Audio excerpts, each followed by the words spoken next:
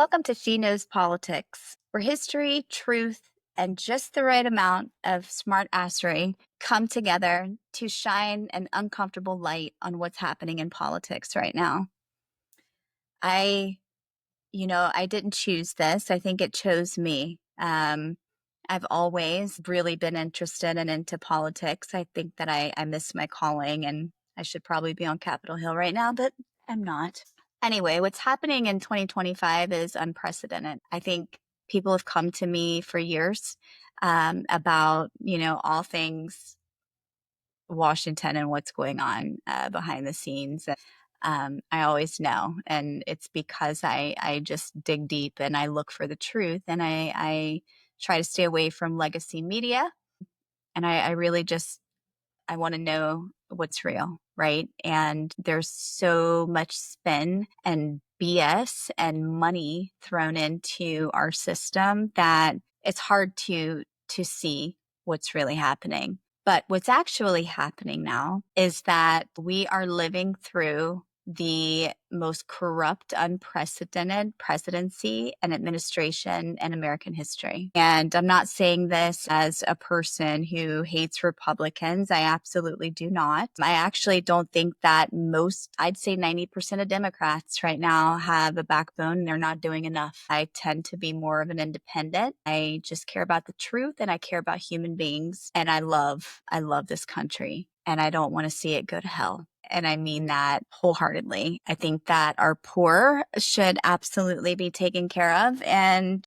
anyway, so with that being said, the first thing I'm going to start off with today is a rundown of, what's kind of going on under our nose. I know that there's so many things. It's like a firestorm of just all the time, like you hear so many different stories every single day. Trump's being gifted a $400 billion plane or $1 million, I don't know, something outrageous from the government president of Qatar who funds Hamas and just crazy stuff. Like you just hear all this crazy, crazy stuff, right? And it's true. It's true. But really that is happening and under our nose in the middle of the night at 2:38 in the morning. After a 23-hour session, I believe, they passed the first part of Trump's big, beautiful bill that is only big and beautiful for the top 1%.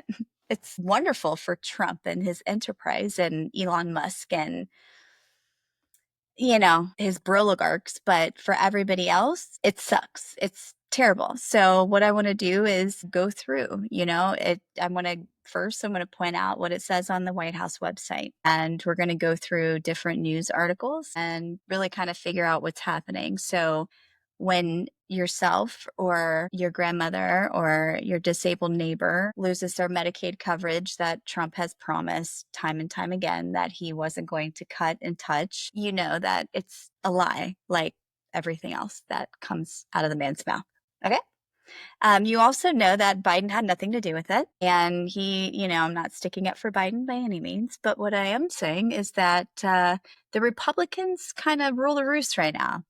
They are in control of the House and of the Senate by a great majority. Democrats have to kind of sit back and watch. I mean, they can raise their voices, but at the end of the day, if the Republicans if they vote unanimously, they're going to get whatever they want to get through passed. And the only people that are going to hold them accountable are their constituents. So therefore, it is super important for me to bring you the truth.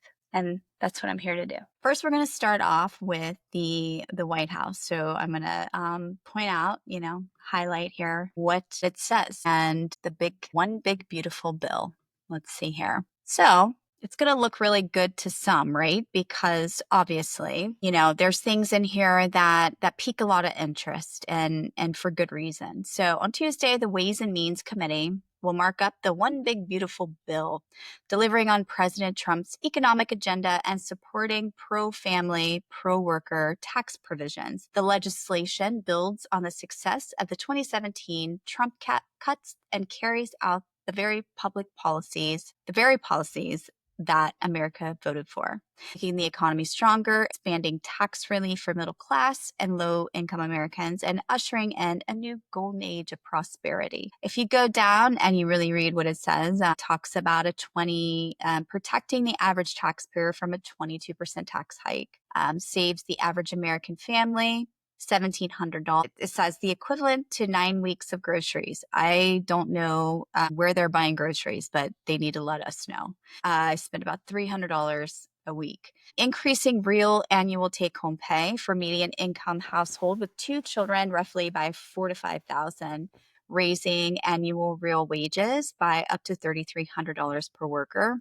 Delivers on President Trump's, this is why it's highlighted because it's what they want you to really pay attention to, on priorities of no tax on tips, overtime pay, and car loan interest, and provides additional tax relief for seniors. So, locks in and boosts the double child tax credit for more than 40 million families and provides additional tax relief for American families. So basically, this is going to go through, this is what they're really focused on here. And it's one of his campaign promises that no tax on tips and overtime pay. The car loan interest is up to $10,000. What I also want to say is that this expires in 4 years. So it's a part of the bill, yes, and it would be nice for 4 years for sure. But I don't know, how good that no tax on tips are going to do. You're going to need that extra money to pay for your health insurance because a third of all Medicaid participants and people on Medicaid, we know that 42% of the population that is on Medicaid works full time. So no tax on tips, does very little if you're having to pay out of pocket for health insurance. All right. So moving on, if we go down here, it's basically outlining the things that they want to tell you.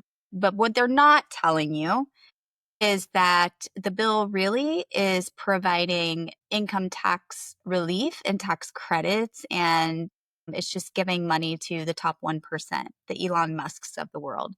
And that's really overall what this bill is about. And to get to that, they are going to deduct $715 billion from Medicaid, which 1 in 3 children in the US rely on for their medical coverage. So, no tax on tips, but your child's not going to have health care. All right. So I want to go to in here, and we're going to listen to AOC talking about the math is not mathing. Math is not adding up. Million people. 13.7 million Americans will be cut off from their health care and made completely uninsurable by the bill that Republicans are presenting today. There's a lot that I've been hearing, and I've been listening to my Republican counterparts here today and what they've been saying about this bill. And the math is not adding up. They're trying to convince people that they are cutting millions of undocumented people from payroll, from Medicare, acting as though this is what's going to save it. Even if you believe everything that Republicans have said today, they are identifying 1 million, their claim, which I dispute, but if you believe them, their claim is that 1 million undocumented people are on Medicaid. So why are they trying to cut 13.7 million Americans off their health care? By the Republicans' own Energy and Commerce tweet this morning, their claim is 7.6 million people are somehow ineligible for health care. So why are they cutting 13.7 million Americans off their health care? They've asked us to read this bill, and we have. This bill bans the people that they kick off of Medicaid from even buying their own insurance from the Affordable Care Act exchange. So once you are kicked off Medicaid, you then can't even buy your own health insurance. It increases costs for people who they deem eligible and who are low income and forces them to pay even more. And if you have a private insurer, don't worry, you're getting screwed over too, because your healthcare premiums are going to skyrocket from the disaster that is happening from this bill. We've done assessments, because if you live in a rural community, you're going to be hurt too. In New York 23, 25% of people are on Medicaid. We're going to go to another article here. So basically, they're going to end a lot of the electric car tax credits and things of that nature. But I want to get over here to one of the Republicans and just how they're spinning this bill. She's a Democrat, actually, but hers is ending. This is what they had to say. These are impacting people's lives. Republican reforms to Medicaid do not take away from the vulnerable. They strengthen and preserve Medicaid, directing benefits to those who need them instead of directing them to those who do not. Now, some Republicans openly dispute that, and they say, like Josh Hawley, Senator of Missouri, that he thinks there are real cuts here. Other Republicans say this doesn't go far enough on Medicaid. Yeah, we've had some of those Republicans on this program, Chip Roy and Nicole Maliotakis. So you've looked at the actual numbers. Few people know this as well as you do. So what's the real deal here? There's a lot of funny math going on the past couple of days. So let's focus on what the Congressional Budget Office is actually saying, who this will be affecting. Let's look at the numbers. First of all, they say overall on Medicaid, if this is enacted, there will be 10 million fewer people on Medicaid overall.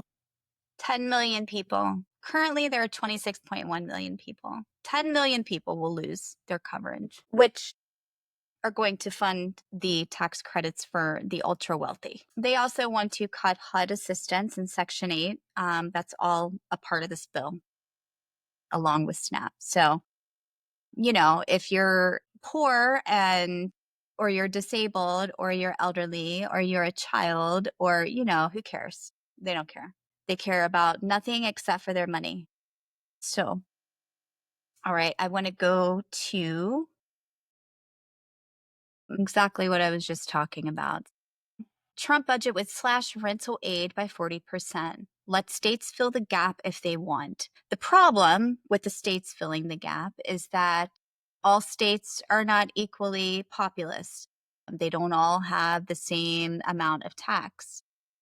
So therefore, that's the reason that states currently are supplemented by the federal government, which is also supplemented by our taxes. So we're paying for it.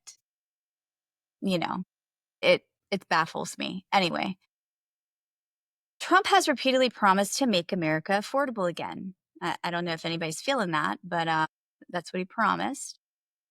This administration's latest budget plan would dramatically shrink the federal rental aid that helps keep millions of people housed.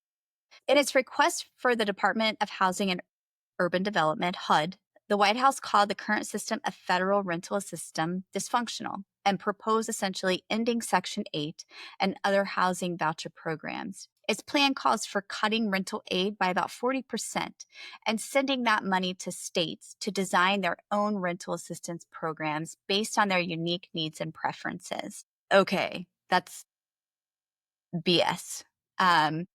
It would also impose a 2-year cap on rental assistance for able-bodied adults, which it said would ensure an even bigger share of federal subsidies went to the elderly and disabled. The budget does include $25 million in housing grants for young people aging out of foster care. In a statement, HUD Secretary Scott Turner called the budget request bold for reimagining aid programs that have become too bloated and bureaucratic to efficiently function. The proposal comes as nearly half of all renters are considered cost-burdened and as homelessness is at a record high.